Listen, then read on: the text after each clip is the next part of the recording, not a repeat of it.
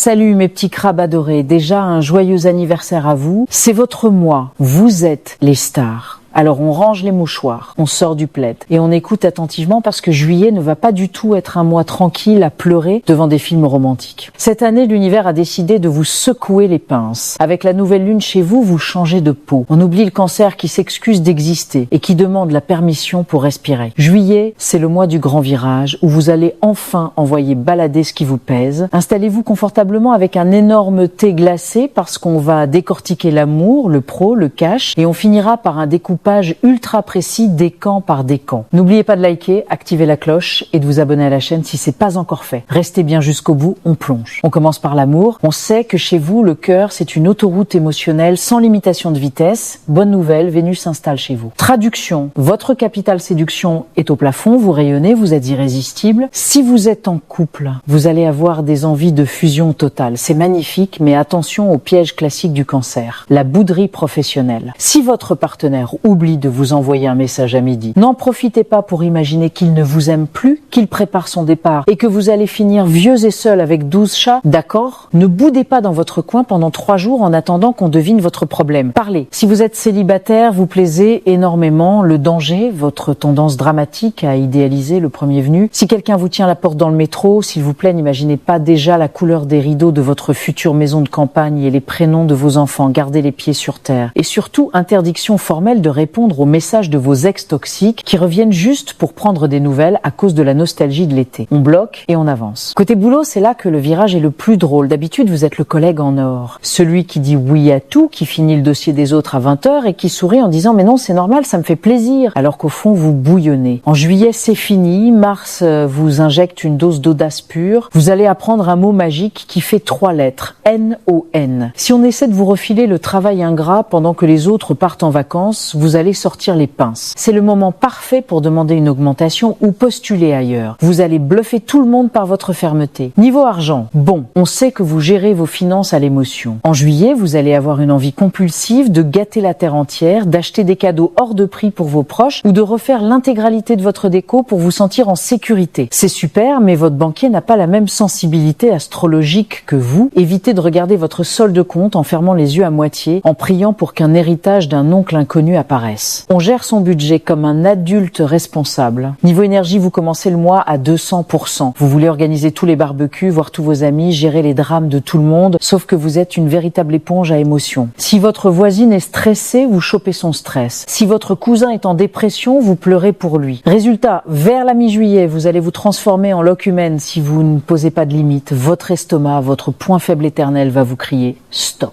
Mon conseil de survie, devenez indisponible. Quand un vampire énergétique vous appelle pour se plaindre pendant 2 heures, votre nouvelle phrase préférée c'est « Désolé, j'ai une urgence, je dois te laisser ». L'urgence en question, regarder une série sous la couette ou faire une sieste. Votre santé mentale d'abord et le vampire au placard. Allez, on passe aux choses sérieuses, décan par décan. Sortez vos cartes d'identité. Premier décan, donc fin juin, arrêtez de réfléchir, vous passez votre vie à analyser le pourquoi du comment. En juillet, l'univers vous ouvre une porte, vous foncez dedans et vous réfléchirez après. C'est le mois de votre libération. Profitez-en. Deuxième décan, c'est début juillet. C'est vous qui allez prendre la plus grosse vague émotionnelle en amour. Ça va secouer, mais dans le bon sens. Attendez-vous à des discussions intenses ou des révélations. Ne fuyez pas le conflit, il sera hyper constructif. Troisième décan mi-juillet, c'est le décan de la guerre au travail. On va essayer de vous tester ou de vous mettre la pression. Restez calme, faites confiance à votre intuition de sorcier. Vous avez 3 coups d'avance sur tout le monde. Laissez-les s'agiter et ramasser les lauriers. En résumé, mes cancers, juillet est un mois magnifique où vous reprenez le contrôle de votre vie, à condition d'oser piquer un peu avec vos pinces quand on marche sur vos plates-bandes. Avant de partir, votre petit mantra du mois. Je ne boude pas, je m'affirme, je ne pleure pas, je nettoie mes yeux pour mieux voir mes objectifs. Dites-moi en commentaire de quel décan vous êtes et si vous avez déjà sorti vos pinces pour ce mois de juillet. Lâchez un énorme pouce bleu pour soutenir la chaîne, abonnez-vous en activant la cloche pour ne pas rater la suite et partagez la vidéo à votre cancer préféré qui est sûrement en train de stresser pour rien. Passez un super mois, un joyeux anniversaire et prenez soin de vous. Bye bye.